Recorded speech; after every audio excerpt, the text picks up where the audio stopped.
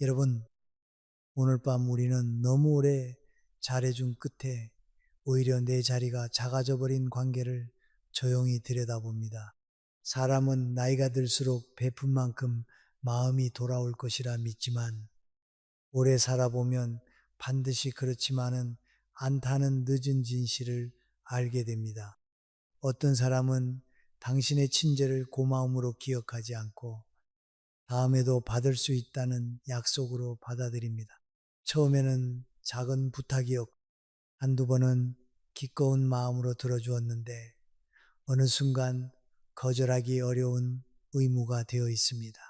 모임에서 누군가 아무렇지 않게 이번에도 네가 좀 해줘라고 말하는 순간 웃고 있으면서도 마음 한쪽이 서늘해진 적이 있을 것입니다. 이대로 지나가면 당신은 그 관계 안에서 끝까지 버티지 못할지도 모릅니다. 그러니 편안해지기 전에 잠시 시간을 내어 이 영상에 좋아요를 눌러주시고 구독해 주세요.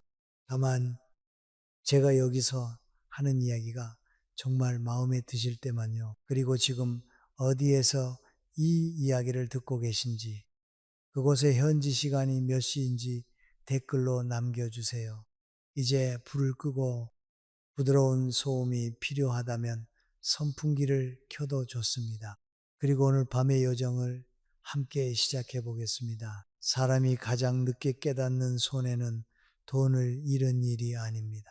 내 친절이 남의 권리가 되어버린 뒤에도 그것을 사랑이라 믿고 있었던 시간입니다. 처음부터 누군가가 당신의 몫을 빼앗겠다고 달려드는 경우는 많지 않습니다. 대개는 아주 사소하게 시작됩니다. 한 번 대신 계산해주고, 한 번 차로 데려다주고, 한 번 급한 일을 맡아줍니다. 그때 상대는 고맙다고 말합니다. 하지만 같은 일이 두 번, 세 번 반복되면 고마움은 조금씩 줄고 기대는 커집니다. 사람의 마음은 이상해서 자주 받는 것은 은혜가 아니라 원래 있던 혜택처럼 느끼기 쉽습니다. 동네 모임이 끝난 뒤 늘 같은 사람이 설거지를 맡고 가족 식사에서는 늘 같은 사람이 계산하며 형제들 사이에서는 늘 같은 사람이 부모의 일을 챙깁니다. 처음에는 내가 하면 편하지 하고 넘어갑니다. 그러나 어느 날 몸이 아파 참석하지 못했을 때 걱정 대신 왜 미리 말하지 않았느냐. 그래서는 핀잔이 돌아오면 마음이 철렁 내려앉습니다. 그제야 내가 해온 일이 감사받는 수고가 아니라 반드시 해야 할 역할로 굳어졌다는 사실을 알아차립니다. 오래 참고 많이 베푼 사람들은 흔히 이렇게 생각합니다. 내가 조금 더 잘하면 상대도 언젠가는 알아줄 것이라고 말입니다. 그러나 관계는 마음속의 선의보다 반복되는 행동을 더 빨리 배웁니다. 상대는 당신이 얼마나 힘들게 양보했는지 알지 못합니다. 그저 당신이 결국 해준다는 사실만 기억합니다. 그래서 당신의 침묵은 이해가 아니라 허락으로 익히고 당신의 양보는 미덕이 아니라 사용 가능한 여유로 여겨집니다. 이런 관계가 무서운 이유는 어느 날 갑자기 큰 것을 빼앗겨서가 아닙니다. 작은 몫을 계속 내어주다가 자기 마음의 자리를 잃기 때문입니다. 약속 시간을 바꾸면서도 상대의 사정을 먼저 생각하고 내 계획을 취소하면서도 괜찮다고 말하며 서운함이 올라와도 분위기를 망칠까봐 삼킵니다. 집에 돌아와 불을 끄고 누웠을 때야 비로소 억울함이 밀려옵니다. 왜 나는 그 자리에서 한마디도 하지 못했을까? 왜 늘 내가 이해해야 했을까? 그런 생각이 쌓이면 친절했던 마음은 지치고 지친 마음은 결국 사람 전체를 미워하게 됩니다. 하지만 문제는 당신이 착했다는 데 있지 않습니다. 착함에 끝이 없었다는 데 있습니다. 베풀면 스스로 선택할 때 따뜻하지만 거절할 수 없을 때부터 희생이 됩니다. 그리고 희생이 반복되면 상대는 당신의 마음보다 기능을 먼저 보게 됩니다. 도와주는 사람, 계산하는 사람, 참아주는 사람, 부탁하면 움직이는 사람으로만 기억하게 됩니다. 그 순간부터 존중은 조금씩 사라집니다. 그러므로 지금 필요한 것은 갑자기 차가운 사람이 되는 일이 아닙니다. 이미 굳어버린 역할을 조용히 다시 나누는 일입니다. 이번에는 어렵다고 말하고 내가 할 수 있는 범위를 먼저 정하며 상대의 실망을 대신 책임지지 않는 것입니다. 누군가 서운해 하더라도 그 감정까지 당신이 해결해야 하는 것은 아닙니다. 성숙한 관계는 한 사람이 끝없이 내어주어야 유지되는 관계가 아닙니다. 살다 보면 친절을 줄이는 일이 미안하게 느껴질 때가 있습니다. 그러나 내 몫을 지키는 것은 누군가의 것을 빼앗는 일이 아닙니다. 오히려 너무 오래 기울어진 관계를 제자리로 돌려놓는 일입니다. 당신이 한 걸음 물러섰다고 해서 진심까지 사라지는 것은 아닙니다.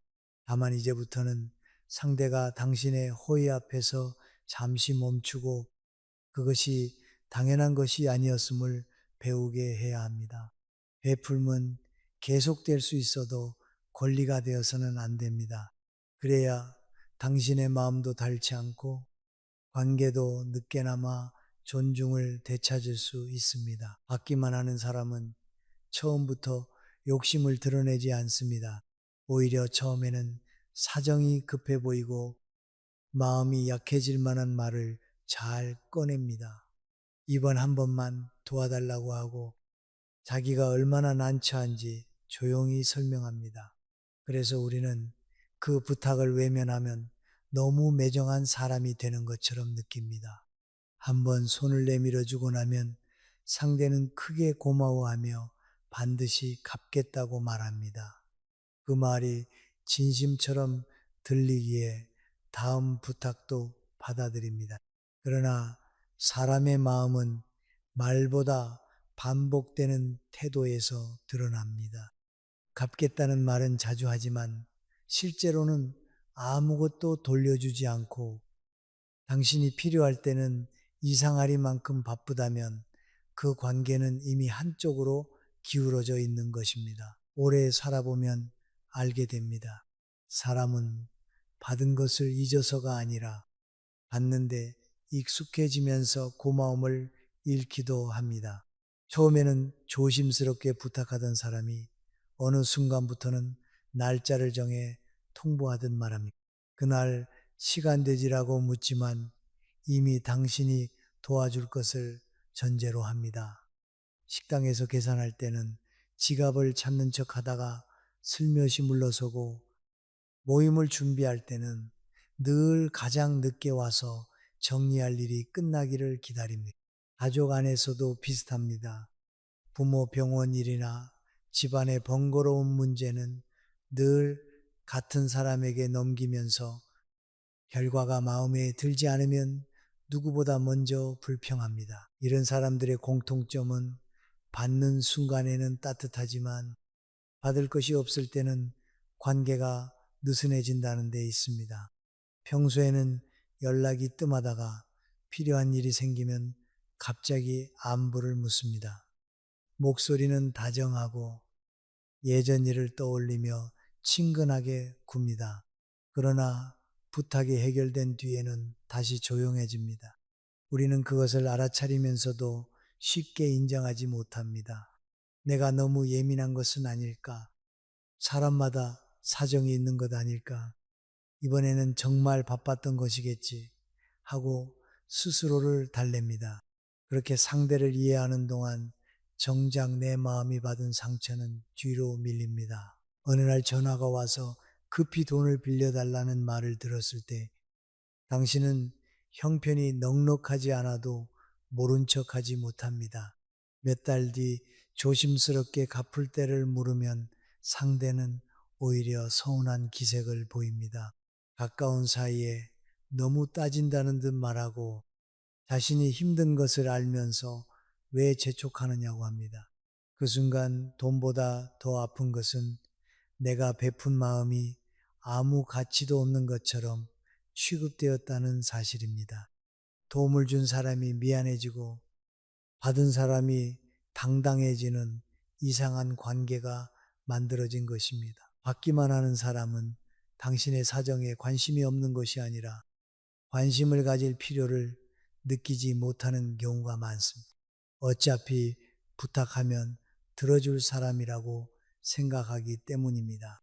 당신이 피곤해 보여도 결국 움직일 것이고 불편해도 웃으며 괜찮다고 할 것을 압니다. 그래서 당신의 희생은 점점 보이지 않게 됩니다. 사람은 늘 열려있는 문 앞에서는 놓고 하는 법을 있습니다. 이것이 관계에서 가장 서늘한 진실 가운데 하나입니다. 그렇다고 이런 사람을 모두 나쁜 사람이라고 단정할 필요는 없습니다. 사람은 편한 쪽으로 흐르기 쉽고 누군가가 계속 대신해주면 자신도 모르게 책임을 내려놓습니다.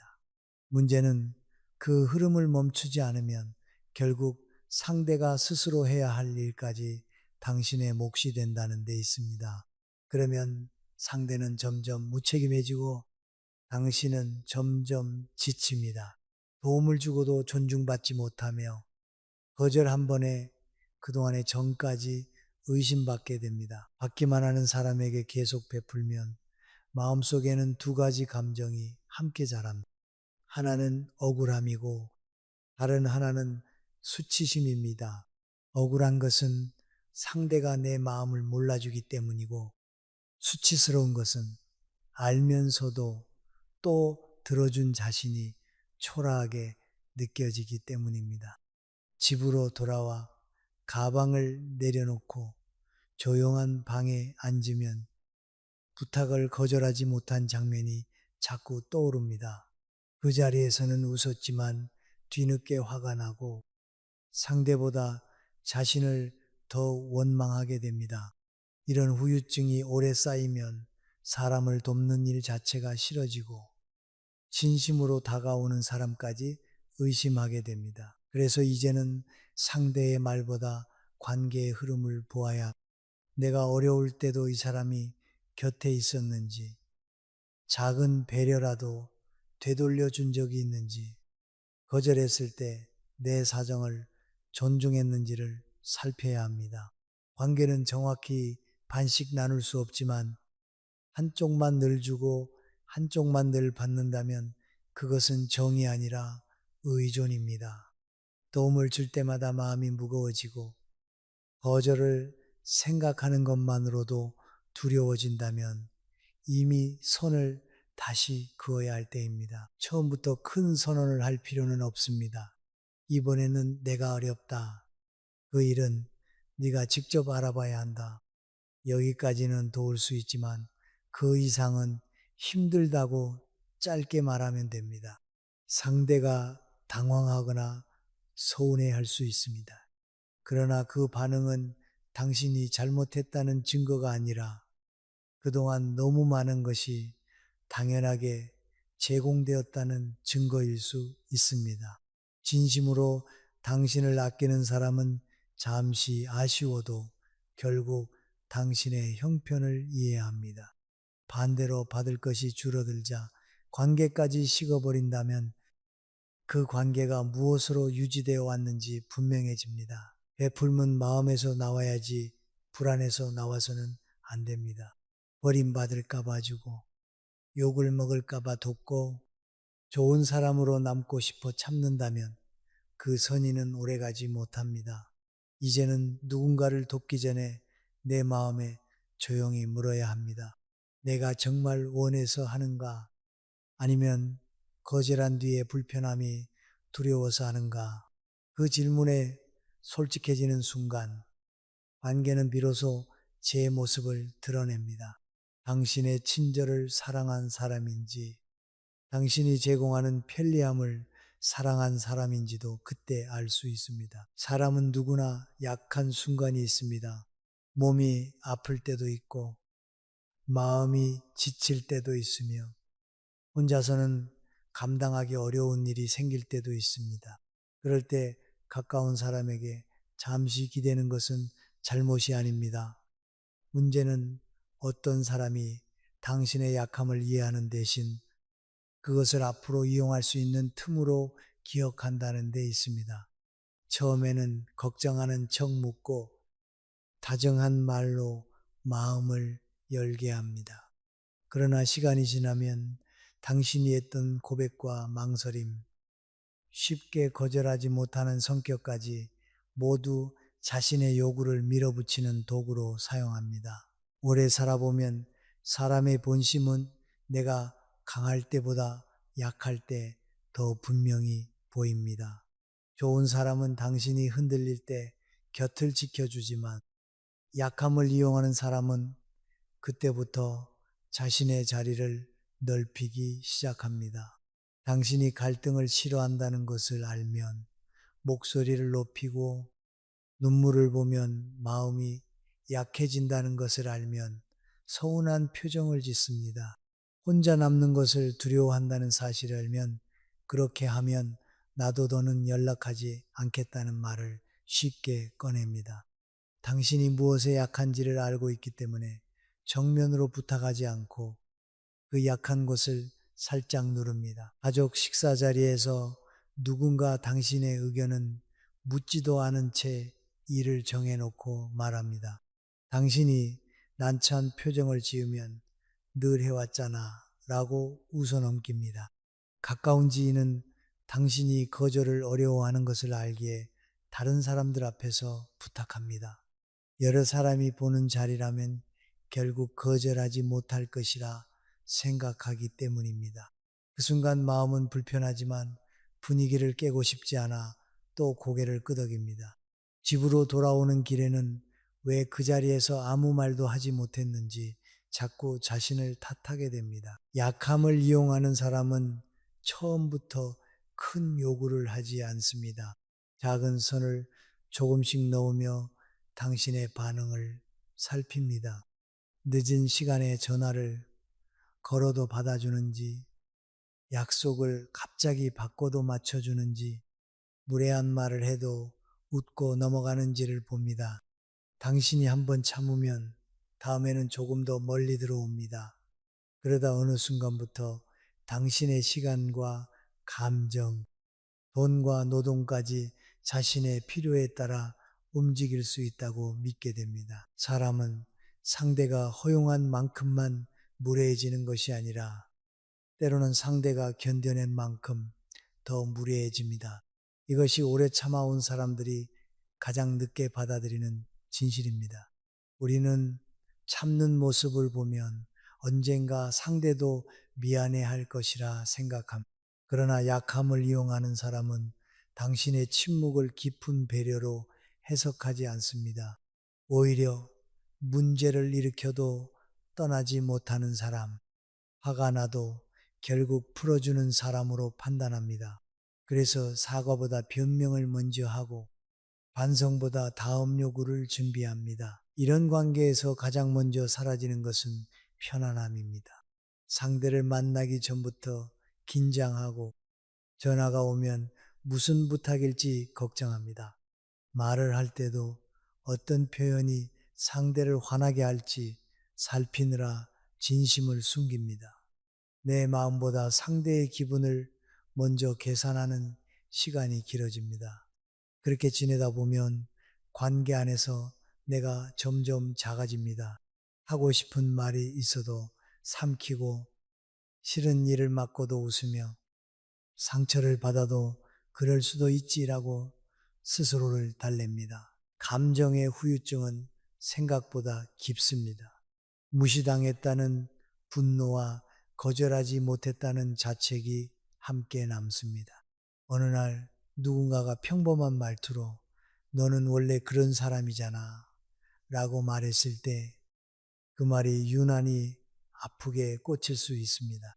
그들이 말하는 그런 사람이란 결국 늘 참는 사람, 무엇이든 부탁할 수 있는 사람, 자신의 몫을 뒤로 미루는 사람이라는 뜻이기 때문입니다. 인간관계에서 존중을 잃는 순간은 대단한 모욕을 당할 때만이 아닙니다. 내 의사가 없어도 되는 사람처럼 취급받기 시작할 때 이미 존중은 흔들리고 있습니다. 그러나 당신이 약한 것이 죄는 아닙니다. 다정하고 갈등을 싫어하며 다른 사람의 사정을 잘 헤아리는 성품은 귀한 것입니다. 다만 그 귀한 성품을 아무에게나 맡기지 말아야 합니다. 선한 마음도 지킬 울타리가 없으면 가장 먼저 상처받습니다. 이제는 내가 무엇에 약한지 숨기기보다 스스로 정확히 알아야 합니다. 외로움에 약한지, 비난에 약한지, 가족이라는 말에 약한지, 좋은 사람으로 보이고 싶은 마음에 약한지를 알아차려야 합니다. 그래야 누군가 그 부분을 건드릴 때 즉시 멈출 수 있습니다. 상대가 여러 사람 앞에서 부탁하더라도 지금 답하기는 어렵다고 말할 수 있어야 합니다. 서운한 표정을 짓더라도 생각해보고 연락하겠다고 시간을 벌어야 합니다. 관계를 끊겠다는 말로 겁을 주면 붙잡기 전에 그 관계가 왜 위협으로 유지되어야 하는지 돌아보아야 합니다. 건강한 사람은 당신의 약점을 알게 되었을 때 보호하려 하고 이용하려 하지 않습니다. 거절 한 번으로 사랑과 정을 거두겠다고 하는 사람이라면 그가 지키고 싶었던 것은 당신이 아니라 자신의 편리함이었을 가능성이 큽니다. 이제부터 강해진다는 것은 목소리를 높이는 일이 아닙니다. 상대가 누르는 곳을 알아차리고 그 자리에 더 이상 자동으로 반응하지 않는 것입니다. 미안해하지 않고 잠시 멈추며 즉시 대답하지 않고 내 형편을 먼저 살피는 것입니다. 처음에는 어색하고 마음이 흔들릴 수 있습니다. 하지만 그 짧은 멈춤이 당신의 자리를 되찾아 줍니다. 약함을 없애야 존중받는 것이 아닙니다. 자신의 약함을 아무도 함부로 다루지 못하게 할 때 사람은 비로소 조용하고 단단한 존중을 되찾습니다. 죄책감을 심는 사람은 부탁을 부탁처럼 하지 않습니다. 당신이 거절할 수 없도록 마음의 빚부터 만들어 놓습니다. 내가 너한테 어떻게 했는데 가족끼리 이 정도도 못 해주니 내가 아니면 누가 하겠니? 같은 말이 그들의 손에 익은 도구입니다. 겉으로는 서운함을 말하는 것 같지만 그 안에는 당신의 선택을 빼앗으려는 압박이 숨어 있습니다. 그들은 당신이 무엇을 원하느냐보다 거절한 뒤 얼마나 괴로워할지를 잘 압니다. 그래서 요구의 크기보다 관계의 이름을 앞세웁니다. 부모와 자식, 형제와 자매, 오래된 친구라는 이름을 꺼내면 당신이 결국 물러날 것이라 믿기 때문입니다. 살다 보면 사랑보다 죄책감으로 오래 붙잡혀 있던 관계가 있습니다. 그 관계 안에서는 무엇을 해도 충분하지 않습니다. 한 번 도와주면 왜 대해주지 않느냐고 하고 시간을 내면 왜 마음까지 알아주지 않느냐고 합니다. 당신이 힘들다고 말하면 그 사람은 자신의 고생을 더 크게 꺼내 놓습니다. 결국 대화는 누가 더 힘든가를 따지는 자리가 되고 당신의 사정은 늘 뒤로 밀립니다. 마음을 설명하러 갔다가 오히려 사과하고 돌아오는 일이 반복됩니다. 명절을 앞두고 가족단체 대화방에 일정이 올라옵니다. 당신은 몸이 좋지 않아 이번에는 쉬고 싶다고 조심스럽게 말합니다. 그러자 누군가 다들 힘들어도 하는데 너만 빠지느냐고 답합니다. 그 짧은 한마디에 마음이 무거워집니다. 병원 진료를 미룰까 생각하고 이미 잡아둔 약속을 취소할까 망설입니다. 아무도 직접 강요하지 않은 것처럼 보이지만 결국 선택은 사라졌습니다. 죄책감은 사람을 움직이게 하면서도 자신이 강요당했다는 사실조차 말하지 못하게 만듭니다. 친구가 돈을 빌려달라고 했을 때 형편이 어렵다고 말하면 너까지 그러면 나는 정말 갈 곳이 없다고 합니다. 자식이 부탁을 거절당하면 부모가 자식 힘든 것도 외면하느냐고 묻습니다. 가까운 지인이 무리한 부탁을 하면서 나는 너를 믿었는데 실망이다 라고 말하기도 합니다. 이런 말들은 모두 같은 것을 겨냥합니다. 당신이 좋은 사람으로 남고 싶은 마음, 누군가에게 실망을 주고 싶지 않은 마음, 관계가 끊어질까 두려워하는 마음입니다. 죄책감을 심는 사람은 당신의 선의를 확인하려는 것이 아닙니다. 당신이 어디까지 희생할 수 있는지를 확인합니다. 한번 미안해하며 들어주면 다음에도 같은 방식을 사용합니다. 요구가 받아들여질 때마다 그 방식은 더 단단해지고 당신의 거절은 더 어려워집니다. 그러다 보면 상대가 기분 나빠하는 것만으로도 내가 잘못한 것처럼 느껴집니다. 목소리가 차가워지거나 답장이 늦어지면 마음이 불안해지고 관계를 되돌리기 위해 먼저 사과합니다. 그러나 누군가의 실망은 언제나 당신의 잘못을 뜻하지 않습니다. 때로는 그 사람이 원하는 대로 되지 않았다는 뜻일 뿐입니다. 이 차이를 알지 못하면 우리는 평생 다른 사람의 감정을 관리하며 살게 됩니다. 상대가 서운해하지 않도록 말을 고르고 화내지 않도록 양보하며 멀어지지 않도록 계속 베풉니다. 그 과정에서 정작 내 감정은 돌볼 사람이 없어집니다. 죄책감으로 유지되는 관계에서는 존중도 서서히 사라집니다. 상대는 당신이 어디까지 참을지 알고 있기 때문에 설명하려 하지 않습니다. 일정은 통보하고 부탁은 명령처럼 말하며 거절하면 인격을 문제 삼습니다. 너는 변했다. 예전 같지 않다. 이기적이다. 라는 말이 자주 등장합니다. 사실 당신이 변한 것이 아니라 이제야 자신의 한계를 말하기 시작한 것 뿐입니다. 그러나 그들은 당신의 변화가 불편합니다. 이전처럼 쉽게 움직일 수 없기 때문입니다. 집에 돌아와 불을 끄고 누웠을 때 거절한 장면이 자꾸 떠오를 수 있습니다. 그 사람이 상처받았을까 걱정되고 내가 너무 냉정했나 싶어 마음이 흔들립니다. 하지만 그때 기억해야 합니다. 당신도 지칠 수 있고 부족할 수 있으며 하기 싫다고 말할 수 있습니다. 좋은 사람은 모든 부탁을 들어주는 사람이 아니라 할 수 있는 것과 할 수 없는 것을 솔직히 구분하는 사람입니다. 성숙한 관계는 죄책감을 요구하지 않습니다. 상대가 어렵다고 말하면 아쉬워도 멈추고 사정을 듣고 다른 방법을 찾습니다. 사랑한다는 이유로 희생을 강요하지 않고 가족이라는 이유로 한 사람의 몫을 당연히 여기지 않습니다. 관계의 이름이 가까울수록 오히려 더 조심해야 합니다.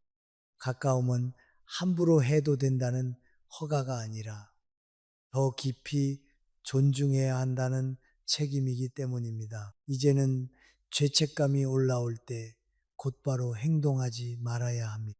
내가 정말 잘못했는가? 아니면 상대가 원하는 답을 주지 않았을 뿐인가를 먼저 물어야 합니다. 그리고 짧게 말하면 됩니다. 서운한 마음은 이해하지만 이번에는 내가 할 수 있는 범위는 여기까지다. 그 선택은 네가 해야 한다. 길게 설명할수록 상대는 설명 속에서 다시 틈을 찾습니다. 짧고 차분한 말은 당신의 마음을 지켜줍니다. 누군가 당신을 사랑한다면 거절한 한 번보다 그동안의 마음을 봅니다. 반대로 한 번의 거절로 모든 정을 부정한다면 그 관계는 처음부터 사랑보다 이용에 가까웠을 수 있습니다. 죄책감을 내려놓는 것은 사람을 버리는 일이 아닙니다. 내 삶의 책임을 다시 내 손에 가져오는 일입니다. 당신은 다른 사람의 기대를 모두 만족시키기 위해 태어난 사람이 아닙니다. 늦었더라도 이제는 그 사실을 받아들여야 합니다. 사람은 큰 것을 한꺼번에 빼앗길 때보다 작은 것을 오래 양보할 때 더 깊이 지칩니다. 돈 몇 푼, 시간 한두 시간, 한 번의 수고쯤은 괜찮다고 넘깁니다. 그러나 그 작은 양보가 쌓이면 어느 순간 내 삶의 중심이 다른 사람의 필요에 맞춰져 있다는 사실을 알게 됩니다. 내가 쉬어야 할 시간에 누군가의 일을 처리하고 내가 써야 할 돈을 다른 사람의 부족함에 보태며 내가 하고 싶은 말은 분위기를 위해 삼킵니다. 그렇게 하나씩 내어준 끝에 남는 것은 단순한 피로가 아닙니다. 내 삶을 내가 결정하고 있다는 감각이 사라지는 것입니다. 오래 살아보면 알게 됩니다. 사람의 몫은 재산만을 뜻하지 않습니다. 내 시간도 몫이고 내 체력도 몫이며 싫다고 말할 권리와 조용히 쉬어도 되는 자유도 모두 내 몫입니다. 그런데 참는 일이 습관이 되면 우리는 이런 것들을 너무 쉽게 내줍니다. 부탁을 거절하면 관계가 틀어질까 두렵고 내 사정을 먼저 말하면 이기적으로 보일까 걱정합니다. 그래서 남의 필요는 급한 일로 여기면서 내 필요는 견딜 만한 일로 취급합니다. 가족 모임 날짜가 정해질 때마다 모두의 사정을 맞추는 사람은 늘 같습니다. 다른 사람들은 바쁜 일정과 몸 상태를 먼저 말하지만 그 사람만 나는 괜찮아 라고 답합니다. 식당을 예약하고 음식을 준비하고 돌아가는 차편까지 챙깁니다. 모임이 끝난 뒤 혼자 남아 정리하면서도 누구 하나 고생했다는 말을 하지 않으면 마음이 서늘해집니다. 그러나 다음 모임에서도 또 같은 역할을 맡습니다. 이미 모두가 그렇게 될 것이라 믿고 있기 때문입니다. 돈의 문제도 비슷합니다. 형편이 넉넉하지 않은데도 자식이나 형제의 부탁을 거절하지 못합니다. 이번만 넘기면 괜찮아질 것이라 믿고 통장을 열어줍니다. 하지만 받은 사람은 급한 불이 꺼지고 나면 그 돈이 어디에서 나왔는지 깊이 생각하지 않습니다. 당신이 병원비를 줄였는지, 사고 싶던 것을 포기했는지, 노후를 위해 모아둔 돈이 줄었는지 알지 못합니다. 몇 달 뒤 또 다른 부탁이 오면 그때서야 마음속에서 억울함이 올라옵니다. 더 아픈 것은 말할 권리를 잃는 순간입니다. 늘 양보한 사람은 어느 날 의견을 내도 쉽게 받아들여지지 않습니다. 원래 괜찮다고 했잖아.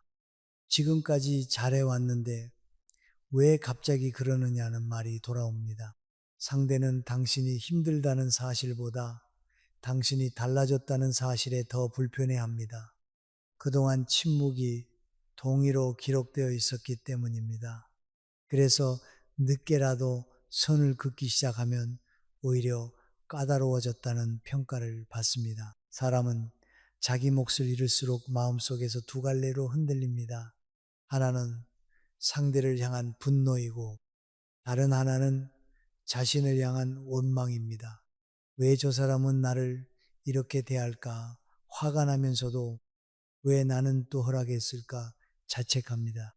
집에 돌아와 불을 끄고 누우면 낮에 웃으며 넘긴 장면이 되살아납니다. 그때 하지 못한 말들이 머릿속에서 늦게 완성됩니다. 억울함은 잠을 방해하고 반복된 자책은 사람을 점점 작게 만듭니다. 이런 상태가 오래되면 관계의 온도도 달라집니다. 예전에는 기쁜 마음으로 해주던 일도 이제는 의무처럼 느껴집니다. 상대의 전화가 반갑지 않고 부탁이 나오기 전에 먼저 긴장합니다. 겉으로는 웃지만 속으로는 거리를 두고 싶어집니다. 선의가 고갈되면 관계에는 따뜻함 대신 피로만 남습니다. 계속 참는 것이 관계를 지키는 방법이라고 믿었지만 사실은 관계를 속으로 썩게 만든 것입니다. 존중은 많이 주는 사람에게 저절로 따라오지 않습니다. 오히려 자신의 한계를 분명히 아는 사람에게 오래 머뭅니다. 언제든 불러도 오는 사람, 아무 때나 부탁해도 들어주는 사람은 편리할 수는 있어도 쉽게 존중받지 못합니다. 사람은 상대가 자기 시간을 귀하게 여길 때 그 시간의 가치를 배웁니다. 상대가 자기 돈과 체력을 함부로 내어주지 않을 때 그 몫을 조심스럽게 대합니다. 그러므로 이제는 무엇을 더 줄 것인지보다 무엇을 지켜야 하는지를 먼저 생각해야 합니다. 내 몸이 지쳤다면 쉬어야 하고 형편이 어렵다면 돈을 내어주지 않아야 하며 원하지 않는 일에는 이유를 길게 설명하지 않아도 됩니다. 이번에는 어렵다. 그 시간은 내 일정이 있다. 그 비용까지는 부담할 수 없다고 말하는 것은 관계를 깨는 말이 아닙니다. 내 삶의 경계를 다시 세우는 말입니다. 처음에는 상대가 불편해 할 수 있습니다. 늘 열려있던 문이 조금 닫혔기 때문입니다. 하지만 그 불편함을 견디지 못해 다시 모든 것을 내어주면 이전의 관계로 돌아갑니다. 내 몫을 되찾는 과정에는 잠시 어색함이 따릅니다. 그것은 잘못의 증거가 아니라 오래된 습관이 바뀌고 있다는 신호입니다. 이제부터는 참는 것을 미덕이라고만 생각하지 않아야 합니다. 참음이 누군가의 책임을 대신 짊어지는 일이 되고 내 삶을 소진시키며 내 의사를 지우는 일이 된다면 그것은 더 이상 미덕이 아닙니다. 당신의 시간과 돈과 체력 그리고 말할 권리는 남은 인생을 지탱하는 귀한 자산입니다. 그것을 지키는 일은 이기심이 아니라 책임입니다. 내 몫을 스스로 귀하게 여길 때 비로소 다른 사람도 그것을 함부로 가져갈 수 없게 됩니다. 거절은 관계를 끊는 말이 아니라 관계의 모양을 바로잡는 말입니다. 그런데도 많은 사람은 거절하려는 순간 가슴이 먼저 답답해집니다. 상대가 상처받을까 걱정되고 내가 너무 냉정한 사람처럼 보일까 두렵습니다. 특히 오랫동안 잘해온 사람일수록 더 그렇습니다. 늘 들어주던 사람이 갑자기 어렵다고 말하면 상대도 놀라고 자신도 낯설기 때문입니다. 그래서 입으로는 거절하면서도 곧바로 긴 설명을 덧붙입니다. 왜 힘든지, 어떤 사정이 있는지, 다음에는 어떻게 해줄 수 있는지까지 미리 말합니다. 하지만 설명이 길어질수록 거절은 약해지고 상대는 다시 설득할 틈을 찾습니다. 오래 살아보면 알게 됩니다. 정중한 거절에는 많은 말이 필요하지 않습니다. 오히려 짧을수록 마음이 흔들리지 않습니다. 이번에는 어렵습니다. 그 일은 맡을 수 없습니다. 내가 도울 수 있는 범위는 여기까지입니다. 이 정도면 충분합니다. 상대가 이유를 묻더라도 모든 사정을 내놓을 의무는 없습니다. 이유를 설명하는 순간 상대는 그 이유를 해결하면 다시 부탁해도 된다고 생각할 수 있습니다. 시간이 없다고 하면 날짜를 바꾸자고 하고 돈이 부족하다고 하면 조금만 달라고 하며 몸이 힘들다고 하면 잠깐이면 된다고 합니다. 문제는 사정이 아니라 당신의 결정인데 설명이 길어지면 결정이 협상의 대상이 됩니다. 친한 사람이 갑자기 전화를 걸어 내 일을 도와달라고 할 때가 있습니다. 당신에게 이미 일정이 있어 어렵다고 말하면 그 일정은 조금 미루면 안 되느냐고 합니다. 예전 같으면 마음이 흔들려 약속을 바꾸었을 것입니다. 그러나 이제는 내 일정은 바꾸기 어렵다고 한 번 더 말하고 멈추어야 합니다. 그 뒤에 침묵을 견디는 것이 중요합니다. 많은 사람이 거절한 뒤 찾아오는 어색함을 참지 못해 결국 그래도 잠깐은 갈 수 있어 라고 말을 바꿉니다. 바로 그 순간 상대는 당신의 거절이 진짜 거절이 아니라 조금 더 밀어붙이면 바뀌는 말이라고 배웁니다. 거절할 때 상대의 기분까지 책임지려 하면 경계는 세워지지 않습니다. 누군가는 서운해할 수 있고 불평할 수도 있으며 잠시 연락을 줄일 수도 있습니다. 하지만 그 반응이 모두 당신의 잘못은 아닙니다. 상대는 자신의 기대가 무너진 데 대해 감정을 느끼는 것이고 그 감정은 그 사람이 감당해야 할 몫입니다. 우리는 다른 사람의 실망을 지나치게 두려워한 나머지 자신의 피로와 불만은 너무 오래 방치해 왔습니다. 그러나 한 사람의 평안을 지키기 위해 다른 한 사람이 계속 희생해야 한다면 그것은 건강한 관계가 아닙니다. 가족 사이에서는 이 사실을 받아들이기가 더 어렵습니다. 자식이 부탁했을 때 거절하면 부모 역할을 다하지 못한 것 같고 형제의 요구를 거절하면 정이 없는 사람처럼 느껴집니다. 하지만 가족이라고 해서 한 사람의 시간과 재산, 체력을 끝없이 사용할 권리가 생기는 것은 아닙니다. 오히려 가까운 사이일수록 서로의 한계를 더 조심스럽게 다루어야 합니다. 가족이라는 말은 희생을 요구하는 면허가 아니라 함부로 하지 말아야 할 이유가 되어야 합니다. 어느 저녁 자식이 급한 사정을 말하며 적지 않은 돈을 부탁할 수 있습니다. 당신은 이미 여러 번 도와주었고 이번에 돈을 내어주면 자신의 생활이 흔들립니다. 예전에는 통장을 열면서도 괜찮다고 말했겠지만 이번에는 줄 수 없다고 말해야 합니다. 그 말을 하고 전화를 끊은 뒤 마음이 무거울 수 있습니다. 혹시 너무 매정했나 싶어 다시 전화를 걸고 싶은 마음도 듭니다. 하지만 그 불편함을 견디는 것이 새로운 관계의 시작입니다. 상대가 자신의 문제를 스스로 해결할 기회를 주는 것도 사랑의 한 방식입니다. 거절은 상대를 벌주는 행동이 아닙니다. 내가 감당할 수 있는 범위를 솔직하게 알리는 행동입니다. 그래서 목소리를 높일 필요도 없고 과거의 잘못을 모두 꺼낼 필요도 없습니다.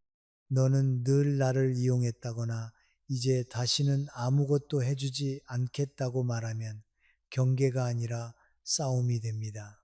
필요한 것은 공격이 아니라 분명함입니다. 감정을 섞지 않고 같은 말을 반복하는 태도입니다. 그 마음은 이해한다. 하지만 이번에는 어렵다.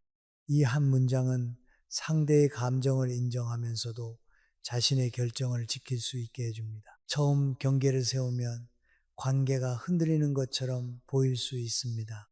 그러나 사실 흔들리는 것은 관계가 아니라 오래된 불균형입니다. 당신이 무조건 해주던 자리를 비우면 상대는 자신의 책임을 마주하게 됩니다. 어떤 사람은 불평하다가도 결국 적응하고 이전보다 당신을 조심스럽게 대합니다.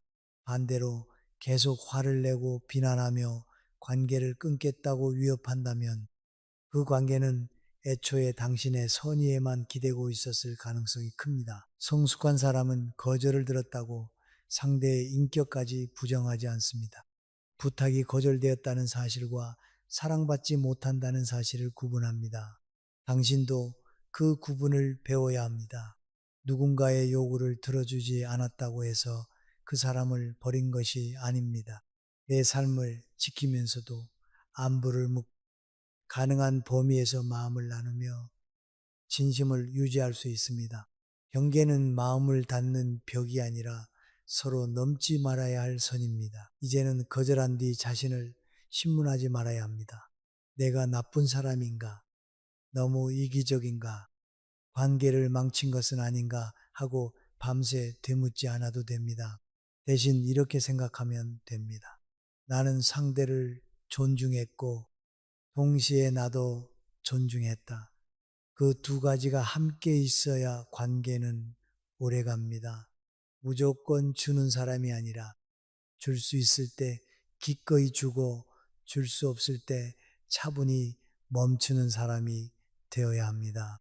그래야 베풀매도 다시 따뜻함이 돌아오고 당신의 마음도 더 이상 두려움에 끌려가지 않습니다. 선을 긋는 말은 길수록 힘을 잃습니다. 우리는 상대를 납득시키고 싶어서 설명을 덧붙이지만 관계에서 필요한 것은 완벽한 이해가 아니라 분명한 기준일 때가 많습니다. 내가 왜 힘든지 모두 말해도 듣고 싶은 사람만 듣고 받아들이기 싫은 사람은 설명 속에서 반박할 이유를 찾습니다. 그래서 이제는 덜 설명하되 더 분명해야 합니다. 차갑게 끊는 것이 아니라 흔들리지 않는 말로 내 자리를 지키는 것입니다. 오래 살아보면 알게 됩니다. 무게 있는 사람은 모든 말을 다 하지 않습니다. 자신의 뜻을 짧게 밝히고 그 뒤에 침묵을 견딥니다. 이번에는 어렵습니다. 그 일은 맞지 않겠습니다. 그 부분은 제가 결정하겠습니다. 이런 말은 단순해 보이지만 그동안 남의 기분을 먼저 살피며 살아온 사람에게는 결코 쉬운 문장이 아닙니다. 짧게 말하고도 마음속에서는 수많은 변명이 떠오릅니다.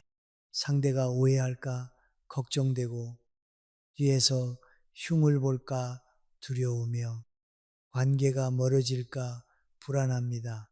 그러나 그 불안을 견디지 못하고 다시 말을 보태면 상대는 당신의 결정이 아직 바뀔 수 있다고 생각합니다. 모임에서 누군가 여러 사람 앞에서 이번 일은 당신이 맡으면 되겠네 라고 웃으며 말할 수 있습니다.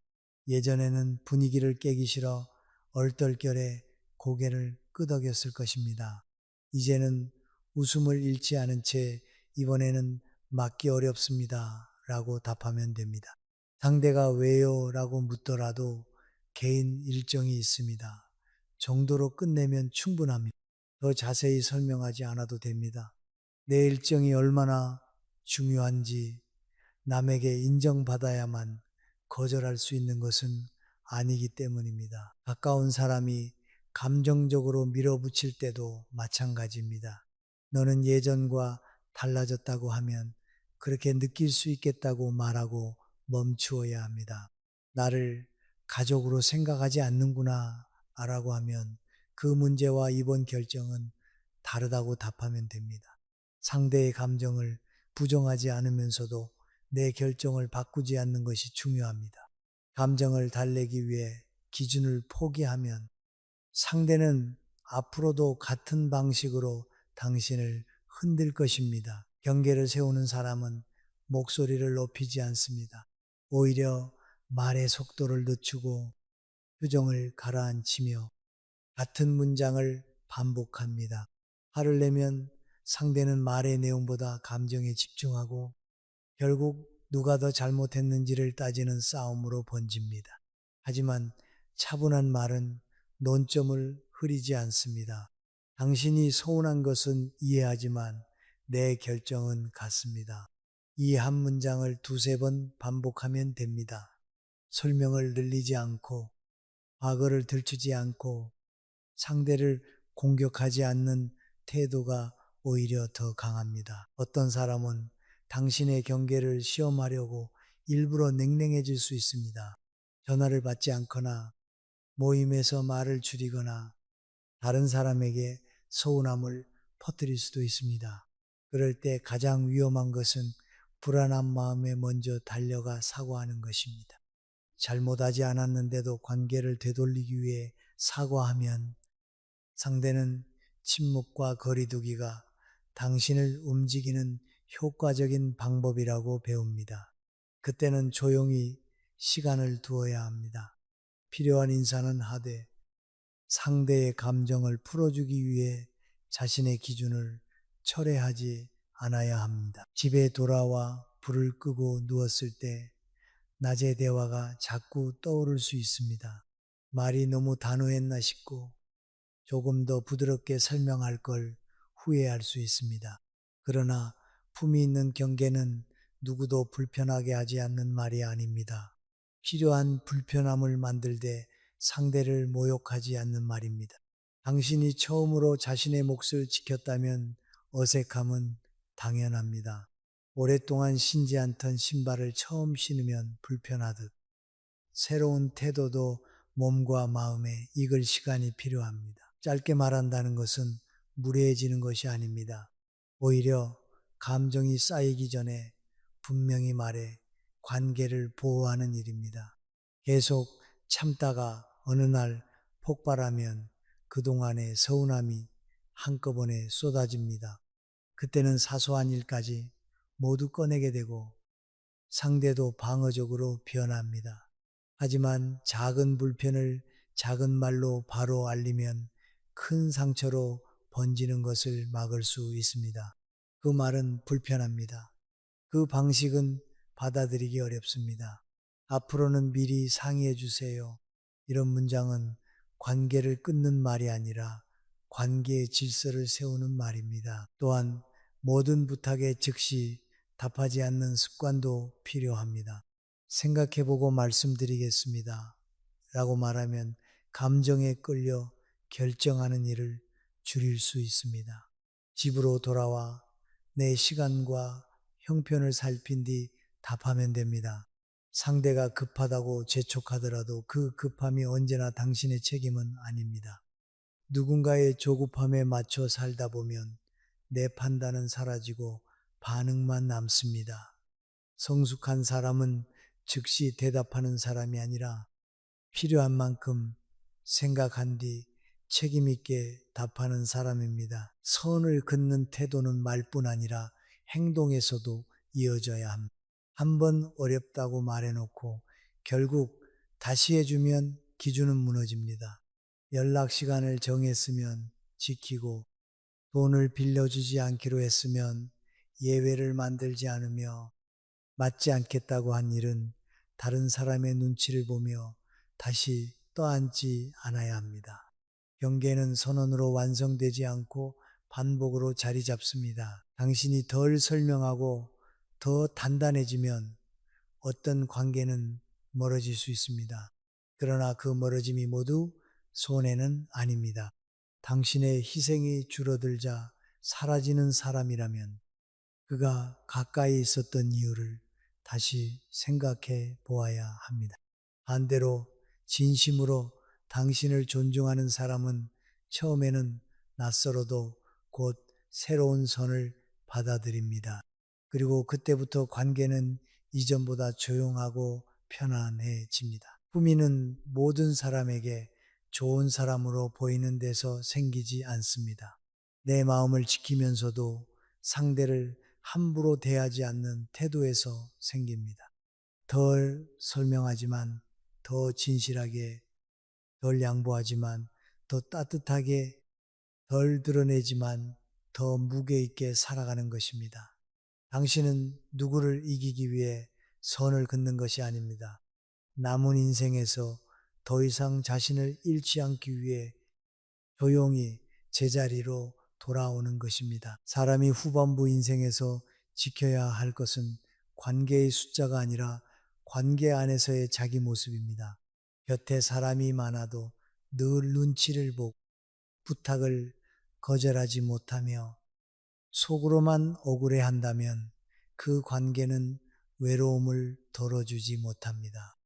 반대로 가까운 사람이 많지 않아도 서로의 형편을 존중하고 무리한 요구를 하지 않으며 침묵 속에서도 편안할 수 있다면 그것으로 충분합니다. 오래 살아보면 결국 남는 것은 내가 얼마나 많이 주었는지가 아니라 그 과정에서 나 자신을 얼마나 잃지 않았는가입니다. 우리는 너무 오랫동안 잘해주는 사람이 좋은 사람이라고 배워왔습니다. 많이 참는 사람이 어른스럽고 먼저 양보하는 사람이 품이 넓으며 가족을 위해 자신을 희생하는 사람이 사랑이 깊다고 믿었습니다. 물론 때로는 참음과 양보가 필요합니다. 그러나 그것이 늘 한 사람에게만 요구된다면 이야기는 달라집니다. 누군가의 편안함을 위해 내가 계속 불편해야 하고 관계를 유지하기 위해 내 몫을 계속 내어주어야 한다면 그것은 사랑의 모습이 아닙니다. 사랑처럼 보이는 오래된 불균형일 뿐입니다. 오래 살아본 사람만이 알 수 있는 진실이 있습니다. 나를 아끼지 않는 베풀면 결국 상대에게도 좋은 것을 남기지 못합니다. 내가 계속 대신해주면 상대는 책임을 배우지 못하고, 내가 계속 참아주면 상대는 조심하는 법을 잊습니다. 내가 늘 먼저 손을 내밀면 상대는 관계를 위해 움직일 필요를 느끼지 못합니다. 그렇게 한 사람은 지치고 다른 한 사람은 무심해집니다. 둘 다 관계 안에서 성숙할 기회를 잃습니다. 어느 날 자식이 익숙한 목소리로 또 부탁을 합니다. 예전 같으면 마음이 무너져 바로 알겠다고 했겠지만 이제는 잠시 숨을 고르고 말합니다. 이번에는 네가 해결해 보렴. 말은 짧지만 그 안에는 많은 변화가 들어 있습니다. 사랑하지 않아서가 아니라 더 이상 사랑을 대신 살아주는 일로 착각하지 않겠다는 뜻입니다. 가까운 친구가 모임 비용을 또 자연스럽게 떠넘기려 할 때도 조용히 각자 계산하자고 말합니다.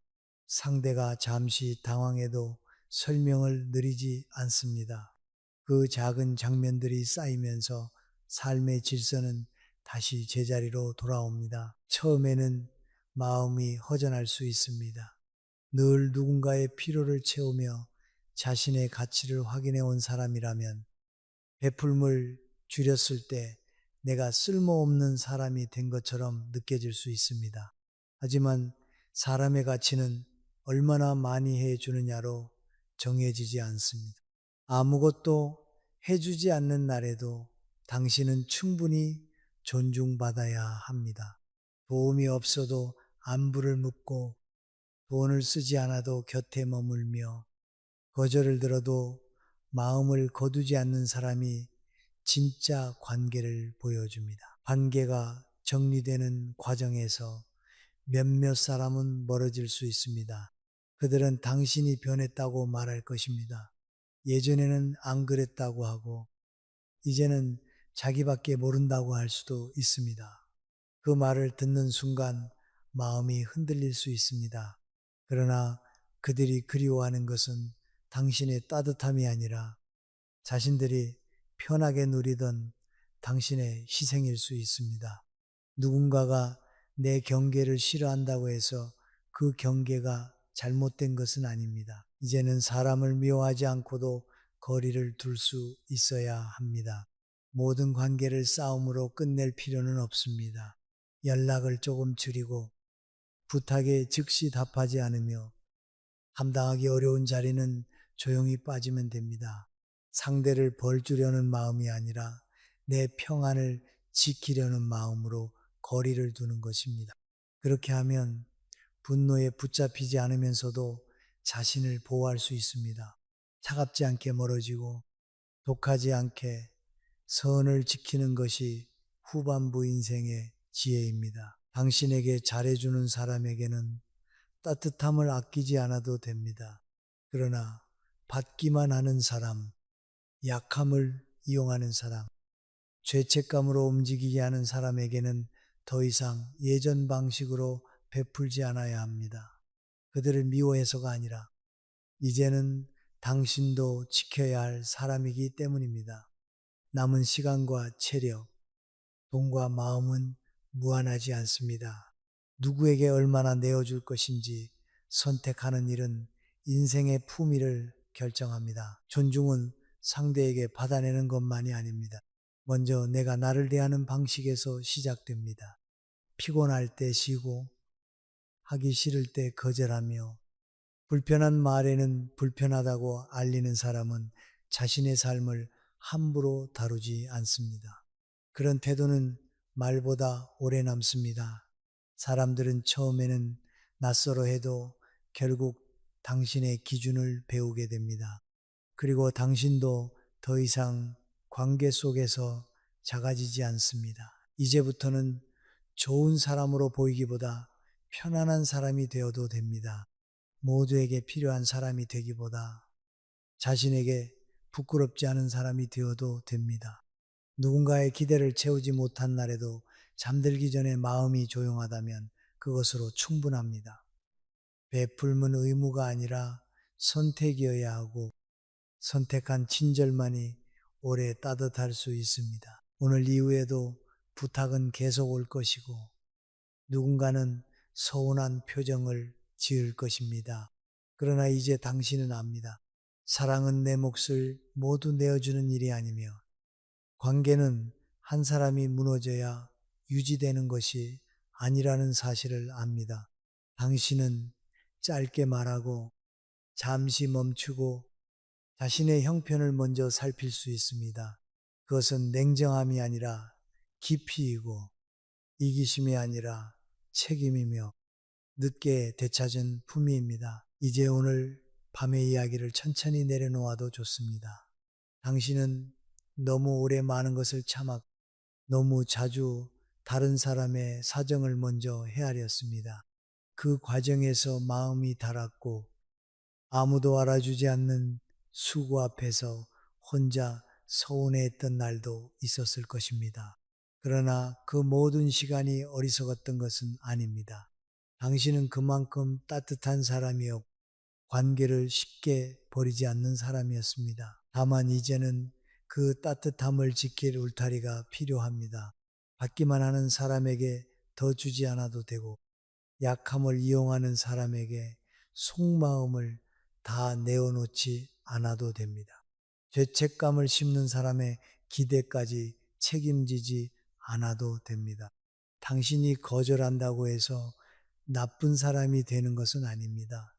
오히려 늦게라도 자신의 삶을 지키기 시작한 것입니다. 앞으로는 조금 덜 설명해도 괜찮습니다. 짧게 말하고 천천히 결정하고 내 형편을 먼저 살펴도 됩니다. 누군가 서운해 하더라도 그 감정까지 모두 해결하지 않아도 됩니다. 진심으로 당신을 아끼는 사람은 결국 당신의 한계를 받아들일 것입니다. 관계가 조금 줄어들어도 마음이 편안해진다면 그것은 잃은 것이 아닙니다. 내 시간을 되찾고 내 체력을 지키며 내 마음을 함부로 쓰지 않는 삶으로 돌아온 것입니다. 이제부터는 잘해주는 것보다 존중받는 방식을 선택해도 됩니다. 덜 주어도 따뜻할 수 있고 거리를 두어도 미워하지 않을 수 있습니다. 당신은 이미 충분히 애썼습니다. 이제는 자신의 몫을 지키며 살아도 됩니다. 당신의 품위와 경계와 평안을 지킬 자격은 누구의 허락으로 생기는 것이 아닙니다. 원래부터 당신에게 있었습니다. 오늘 밤 그 사실만은 조용히 믿고 잠들어도 좋습니다. 대본이 완성되었습니다. 안녕히 주무세요.